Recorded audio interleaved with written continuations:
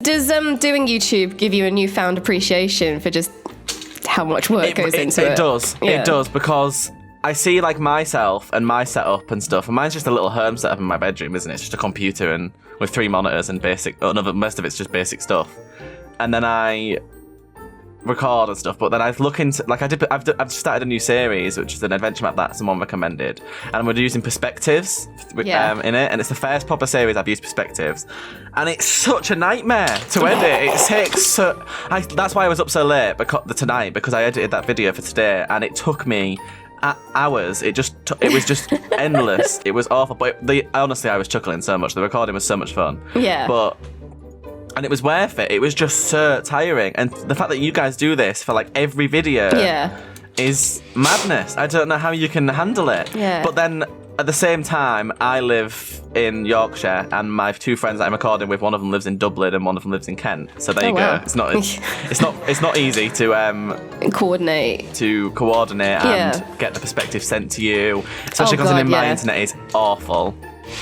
So it's just not easy. I think that's always one of the biggest headaches, is when people are like, why don't you do multiplayer games more? And I'm like, do you know what it's like trying to organize, 4 people? That's what I'm streaming for charity on Saturday, and because of my internet abilities, obviously I can't stream for too long. So I was asking my friend, can someone take over on my Twitch for a bit and stream on it, and then we can help some kids. And it's just so hard getting people to coordinate themselves and be like, I'll do it, and organise times for them to take over. And especially with the Yogs, when we have like so many international people, and like people, this year doing One Life and everything, people in America, people in Australia, people, just all over the shop. And people forget as well that when I joined the Yogs, when I originally launched my channel, I was still editing for the main channel as well. So I was still editing Lewis and Simon's videos, and I was also doing the top 5 and also Yog News for them as well. So I was kind of writing, scripting, directing, filming, being in, editing, and doing all the kind of background data for Yog News, as well as the regular edits for Simon and Lewis, as well as doing my own recording and edits. And because I know I'm very well aware that I haven't had, I've had a bit more of a privileged entry into the world of YouTube, in that, I had the blessing that was being promoted by a platform, by a group of people who already, had a lot of followers and an existing fan base, So I'm very well aware of the privilege of that, but I do just want to say, it's not like it was just handed to me on a platter, and I did essentially have to do 2 to 3 jobs at the same time as well. And I was actually still editing for other people too, because I was still technically a freelancer, because when I joined the Yogscast as a video editor, it was through being a freelancer. So I was still editing for other people, like Paradox Interactive and a couple of other clients as well. So I was essentially doing 3 jobs at the same time, which was running my own channel and doing all the recording, editing, organizing and bits for that. And then I was editing for Simon and Lewis, and also scripting and doing all that stuff for Yog News and Top 5. And then I was also still editing for Paradox and other people as well. And it almost killed me. It definitely almost killed me. Like I was dead. Well done you for continuing and getting through it all and whatnot. Yeah, so it is a lot of hard work, but it's well worth it. And that's one thing that when people ask, do you really think that with I've got 8,000 subscribers, and so I don't make much from it or anything like that, and people say to me, do you really think what you're doing every day, all the time you're spending, is worth it? And yes, I really do. It's worth it for those occasional, even if it's only every now and again, those comments that tell you about how the day was really bad, and then they came home and watched a video, and it just made them smile, made them feel better when they tweet you or whatever. Definitely. It's just those little things that make everything worth it, and it makes anything nasty just completely, makes you oblivious to it, because it's so much better. I need glass. Oh, do you want me to go get it? I'll go get it. Just plain glass, like a block. Yeah, just Okay, cool. Several of them, though, not one. Yeah. But yeah, definitely. It really is worth it. I think, in my opinion, the happiest comments, like the stuff that's really made me smile, especially when I've had a crappy day with people going like, "I really hate Kim, her voice is so annoying," you know, and all that stuff, is I've got to smell some glass up for you, so I'll be 2 secs. That's fine. Do not worry.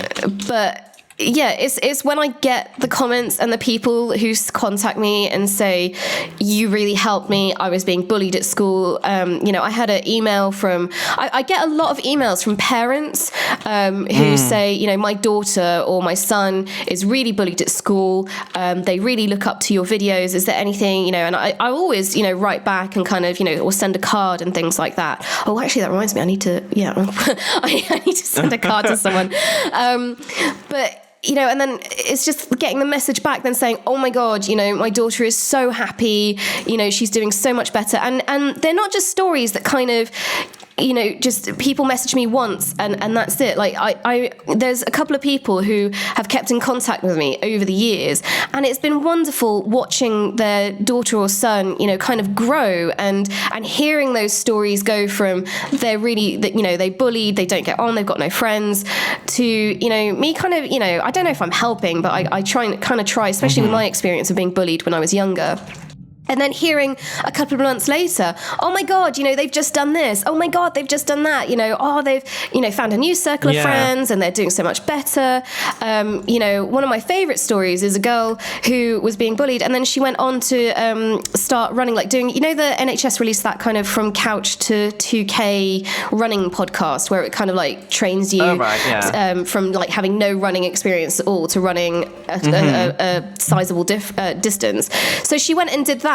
And then raised money, which she then donated to our charity live stream last year.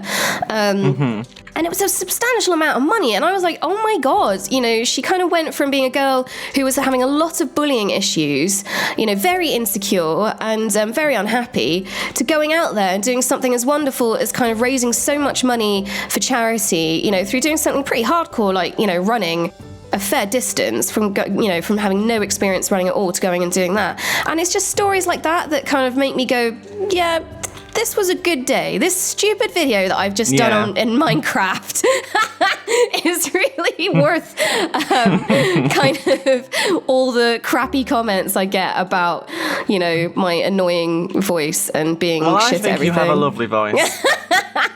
But I'm so over the whole voice thing. I get a lot of comments from people that are like, "You really helped open the conversation with my child about things like gender identity and stuff like that." Oh, that's cool. Yeah. And I think, considering we don't teach that in school, and it frustrates the heck out of me when I'm at school and I'm not, you know, to discuss it because parents will not let their child know anything about it. Yeah. And it's so annoying that people are putting their children into this bubble of perfect life and the way everything has to go, and it irritates me because I remember being in the position where I thought that I couldn't even trust my own parents enough to tell them how I'm feeling because it was considered so wrong by society and so unacceptable that it was scary. And I mean, I remember growing up and being bullied just because I didn't like sports and things like that, and I didn't want to do stereotypical male things, and I hated it. I hated everything about it.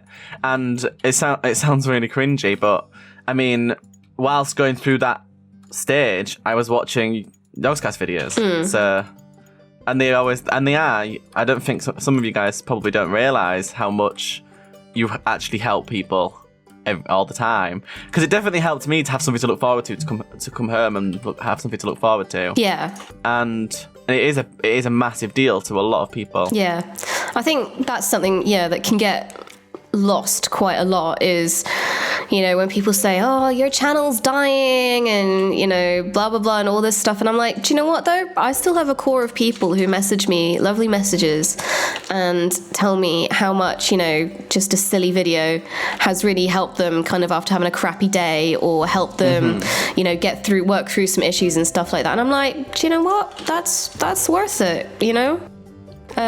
You know, success isn't about having 1 million subscribers and, you know, arbitrary numbers like that. It's about the community that you've built. And I must say, like, you know, being a bit soppy here, I am intensely proud of the community that I've built, you know, kind of under the Yogscast Kim banner, or the community. That was not my name, by the way. I think that was Ferris, actually, one of my top mods. Came up with that name, but you know, I've got a Discord channel and stuff like that, and I just love interacting because, you know, and in streams and everything, because everyone is just genuinely nice. And one thing I think I was particularly proud of was when we did UHC, and you know, I kind of hate to bring it up, but you know, B is trans, and you know that literally kind of means nothing to me because B is B. But one of the things I was worried about was, given the nature of YouTube comments, you know, it's not particularly the nicest, you know, forum for ideas. Right. And I was very worried because I was away in America, so I couldn't sort of, you know, keep an eye on how things were going. But when I came back, you know, everyone was so loving and accepting and just, you know, just going on as normal, which, you know, you should do. And treating B as normal. And I was so proud of everyone for just, you know, just having that kind of culture and that having, you know, that open mindset and just, you know, carrying on as normal, which I'm really proud of you guys, and you're lovely. And I you know, you made B feel very loved and accepted, which I do. Which is great. It's really nice. I've never entered a community through recordings with someone and been so accepted before, like I was in this one. I always get a lot of negative comments when I enter a new community, like when I record with a new YouTuber, especially since UHC Season 4 came out, when I first joined UHC, which was in March this year. And since then, I've recorded with a lot of new YouTubers, and I've met a lot of really cool people, and it's put me in the position for lots of people to find me. Yeah. And it's not been very kind from anyone's perspective, except really this one. No other community has been this kind. They've all been sort of not great. So there you go, guys. You guys, everybody in the community, pat yourselves on the back because you are awesome, wonderful, loving people. A lot of people don't think it really affects or is a big deal either. A lot of them people sit there and be like, oh, well, that effect isn't really they're not gonna notice that. They're not gonna notice that we've been kind and accepting and stuff. But I really do. It really is a huge deal to feel like I don't have to pretend to be something I'm not. Yeah, you can just chill out and be you. People. Yeah. And that is why I love YouTube, because I can be whoever I want and nobody will say otherwise. Aww. God, we got really soppy, didn't we? I know, right? We got. Let's moan a bit. Yeah, let's moan a bit. Okay, right. Instead. Okay, soppy bit let's over. Let's talk about our username. Oh, yeah, that. You wanted to whinge about your username, didn't you? I hate it. The Craftian. See, the problem is I really wanted my name on my YouTube channel. I wanted my name in it so that people knew that because you see all these YouTubers that have different names on the things. Well, like me. And then everyone calls them it. Yeah. Yeah. Like I'm Yogscast. If everyone called you Nano 27, Nano, 24/7, it would drive me mad if someone called me that. I hate it. So I wanted my name in it. And the problem is I knew that I can't put that on a YouTube channel, because if someone types it in, they're going to find everybody else has got the same name first, and every video that's got the same word. So I thought, right, I need to put something either at the beginning of it or at the end. And I don't have a prefix, I can't think of one. So, like, I mean, you've got a prefix because that's your group. Your group's all got that prefix. My crew. But I thought, right, I need a prefix, but I can't think of one. So I put something on the end instead. And I was playing Minecraft and crafting, and a friend had the name Something the Craftium. And so I just thought, I'm too bad at thinking of things, I'm going to use this. But if I could, I would do anything to be able to change it. I hate it. What would you change it to? I just want my name. I don't want just anything else. I just want my name. But I can't because the search results. Yeah. I need to be known. I need to well, not known, but you know what I mean. I'm not like being egotistical. I need to be something different to, like, if someone says, "Oh, you know B," and then they're like, "What, B Miller or B someone else or someone else, anyone else called B," and then they're like, "No, not that one. The YouTube one. With this YouTube one," and it's just like, oh. So it's just not worth it. It's just irritating. But I really hate it. I hate my name. I have a friendship group that are called Team Cubed, and we I don't know why that name. But I was like, please, can we all change our channel name so that we have that at the start of it, just so I don't have to use my username anymore. And everyone was like, no, I like my username, so I've just stuck with it. Oh, maybe you should But just I start. want rid of it. You should just start anyway and just set the trend and be like, I'm doing this now. Here's. So. I feel like it's not good to use a friendship group thing Yeah. for it anyway. I mean, It's very different, isn't it? certainly the Yogscast didn't do. Oh. Well, that's not really. It's not a friendship group anymore, is it? Now it's a. No, we all hate each other. I suppose it's a business. And.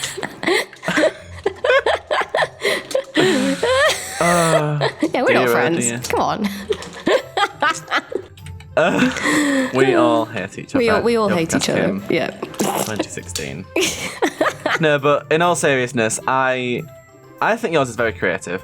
The old Goon Squad and everything. It's very creative. Well, I can't Yep, take I know any. that. I can't take any of the credit for it, like at all whatsoever. It is very nice. I like it. I do often wonder, like, how the big uns got their name, like PewDiePie and Jacksepticeye and. I don't watch any of these people. Like, Who are these people? What's PewDiePie? You don't know what a PewDiePie is? He's a very. I need some slurps from. How do you make them? Somewhat. Oh, slopes. I thought you said sluts for a second. I was like, that's not this kind of village. It's my accent. I apologise. I know. Slurps. I love that. You know. Because obviously we've made comments, statements about your voice before, so people kind of don't go like, but I love that the only comment I saw on UHC about your voice was like, your accent's terrible. Someone actually commented saying, I wouldn't be worried about your voice, mate. I'd just be worried about your accent. And I was just like, do you know what? That just sums up my life. It really does. Oh, because I had a great chuckle at that. I agree. I hate it. I really hate it. And I would love to change it. My parents are always like, stop correcting me, because they say like H instead of H, and those really annoying things. Yeah. Instead of saying couldn't properly, they say like a word that sounds like a swear word, and it's like, stop. Stop talking like that. But then they get so mad with me for correcting them. Yeah. But especially when you work in a teaching setting, it's really annoying because like this area has a really bad thing for you was or there was. Yeah. And it's like you was here. Just stop. Yeah. Just stop talking. Why do you do this? And so when I saw that comment, I was just like, do you know what? I don't care because you've just summed my life up. Yeah. You know exactly how I feel. Fair and game. This is do you know what? Yeah, fair game. I agree. I must admit, I have always found like British regional accents somewhat fascinating. Like I did a module on it. I did a module on it when I did like English language A-level and stuff like that. But yeah, I love it. I love the diversity. I love that when Americans think that all British people speak like talk with that posh the Queen's English thing, like Keira Knightley and Hugh Grant and all that. Like, oh my gosh, yes, like you've got a toffee in your mouth, and like, oh golly gosh, yes, I'm British. Exactly I'm so British, and they don't get it when you turn up and you're just like, you're right, love. All right, mate. You're right, love. How you doing? Yeah. Oh, give it me, or yeah. Would you like a pasty? Some fish and chips. Yeah. Do you want some fish and chips? I love stereotyping ourselves. I know, right? Well, because but you can get away with it because you can be like, well, I'm not all. Actually, I'm not associated with these peasants. No, I just live here. Yeah, I just live here. I'm not associated with these ex-imperialists. But my Malaysian family are fascinated with Britishness. Every time they come over here, they want to go see Buckingham Palace and go see the Queen and all that nonsense. And whenever I go back to Malaysia, they're always like, oh my God, have you seen the latest in Downton Abbey? And I'm just like, no, I don't. What? I don't watch Downton Abbey. I don't watch it. I did watch Downton Abbey. It was quite sad when it ended. It's just not my cup of tea. I don't like it. I don't like that era. I don't like period drama, I do, to an extent. Like, that one got a bit boring because it sort of dragged on. It was like, yeah, here we go, another episode where something's going to go wrong from history that I already learned about at school. Okay. And it was like, okay, let's just stop this. But then there was a series called Home Fires. I don't know if you've heard of that. It was on ITV. No. And it was a period drama, but it was about the women in World War II rather than the fighting. It was about behind the scenes, the women banding together, like the WI and stuff like that. And all the Women's Institute stuff and what they did. And it was incredibly fascinating. It was so interesting. I loved it.